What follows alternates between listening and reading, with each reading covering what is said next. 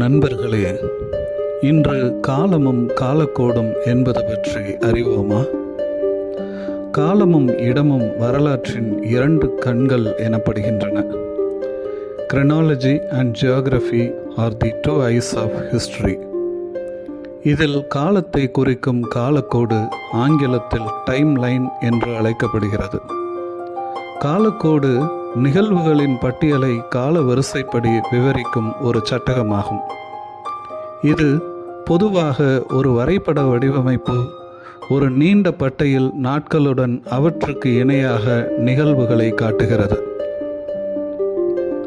காட்டும் காலத்தையும் அதற்கான தரவு விவரங்களையும் பொறுத்து தகுந்த அளவு திட்டத்தை கொண்டு காலக்கோடு அமைக்கப்படுகிறது. அளவு திட்டத்தின் ஓரலகு என்பது காலத்தின் அளவாக இருக்கும். காலக்கோட்டில் தரப்பட்டுள்ள நிகழ்வுகளை பொறுத்து கால அளவு அமையும்.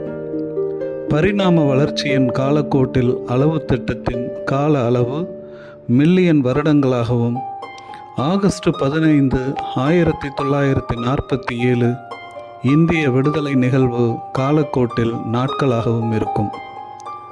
காலக்கோடுகள் உரை காலக்கோடுகளாகவோ அல்லது எண் காலக்கோடுகளாகவோ அமைகின்றன. காலக்கோடுகள் பெரும்பாலும் படமாகவும் வரைந்தும் பயன்படுத்தப்பட்டன. காலக்கோடுகள் தற்பொழுது கணினி மென்பொருள் உதவியுடன் உருவாக்கப்பட்டு பயன்படுத்தப்படுகின்றன. வரலாற்றில் ஆண்டுகளை குறிப்பிடும்போது கிமு கிறிஸ்துவுக்கு முன், அதாவது பிசி பிஃபோர் கிரைஸ்ட் என்றும், கிபி கிறிஸ்துவுக்கு பின், அதாவது ஏடி அன்னோ டொமினி என்ற லத்தீன் வார்த்தைகளில் குறிப்பிடுகிறோம்.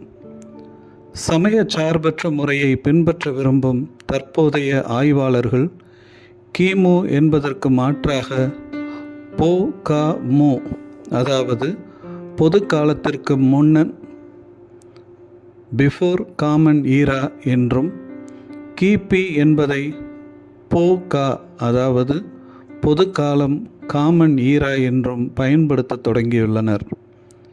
கிரெகோரியன் நாட்காட்டியை உலகம் முழுக்க பொதுவானதாக பயன்படுத்தினாலும் ஒவ்வொரு பகுதியை சார்ந்தவர்களும் அந்தந்த பகுதிக்குரிய நாட்காட்டியை, உதாரணமாக இந்திய ஒன்றிய அரசு சக ஆண்டினையும், தமிழ்நாடு திருவள்ளுவர் ஆண்டினையும், கேரளாவில் மலையாள ஆண்டினையும் பரவலாக பயன்படுத்துகின்றனர்.